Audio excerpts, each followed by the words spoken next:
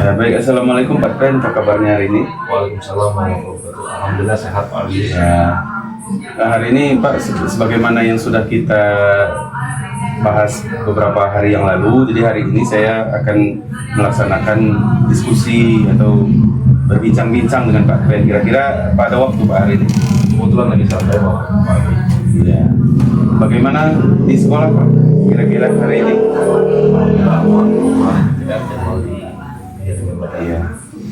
Baik Pak, kemarin kan saya sudah menyampaikan kepada Pak Adpen bahwa saya akan berbincang-bincang terkait dengan kebijakan dalam mengambil keputusan sebagai kepala sekolah di SMP 4 Pulau Beringin ini yang berhubungan dengan pengambilan keputusan antara dilema etika dan rujukan moral. Jadi ada beberapa pertanyaan yang ingin saya sampaikan. Yang pertama, Pak Adpen, selama ini bagaimana Bapak mengidentifikasi kasus-kasus yang Bapak hadapi untuk membedakan mana yang termasuk dilema etika dan mana yang rujukan moral? Terima kasih Pak.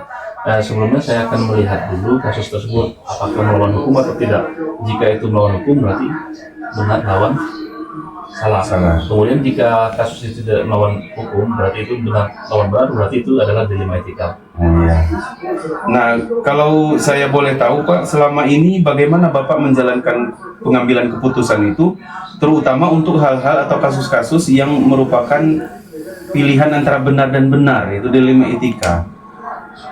Yang pertama saya akan melihat kasus dari berbagai sudut pandang Pak, dan melihat secara matang yang mana yang paling benar dan menguntungkan banyak orang. Tentu tidak ada yang dirugikan. Oh iya. Nah, yang berikutnya Pak, langkah-langkah apa atau prosedur apa yang Bapak ambil dalam mengambil keputusan yang berhubungan dengan dilema etika ini?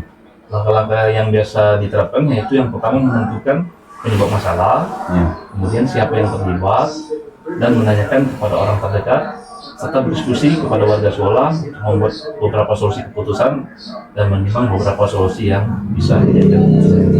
Oh iya. Nah, kalau menurut Pak Adpen sendiri, selama ini hal-hal apa saja yang dianggap efektif dalam pengambilan keputusan berhubungan dengan dilema etika ini?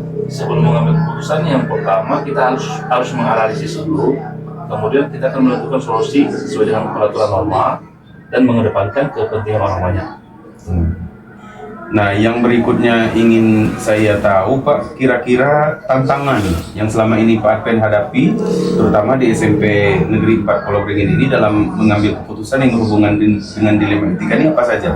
Nah, tantangan yang terberat itu adalah untuk menentukan keputusan yang terbaik, karena keduanya adalah sama-sama benar Pak. Iya betul, benar, sama benar ya. Nah, kalau misalnya Pak Adpen ketemu dengan kasus-kasus yang berkaitan dengan dilema etika ini, apakah langsung diselesaikan di tempat atau Pak Adpen punya jadwal tersendiri untuk menyelesaikan kasus-kasus ini? Sebelumnya saya sebagai pimpinan saya melihat dulu kasusnya. Jika kasus ini ringan, saya akan menyelesaikan langsung di sekolah atau di tempat. Kemudian jika kasusnya berat, saya akan menjalankan sesuai dengan tahap-tahap yang sudah dijelaskan tadi. Oh iya, yang sudah Bapak bahas sebelum tadi ya, langkah-langkah. Nah, yang berikutnya adalah yang menurut Pak Adpen, faktor pendukung atau siapa saja yang menjadi pendukung sebagai kekuatan dari Pak Adpen ketika mengambil keputusan yang berhubungan dengan dilema etika?